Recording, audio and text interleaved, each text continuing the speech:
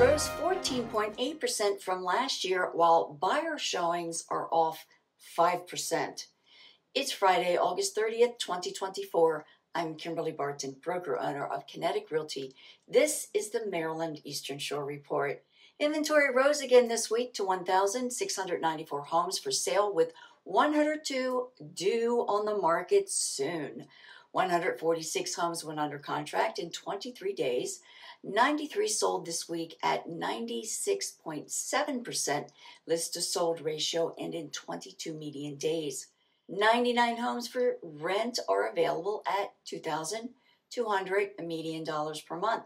And that's a wrap for this week's Maryland Eastern Shore Report for Friday, August 30th, 2024.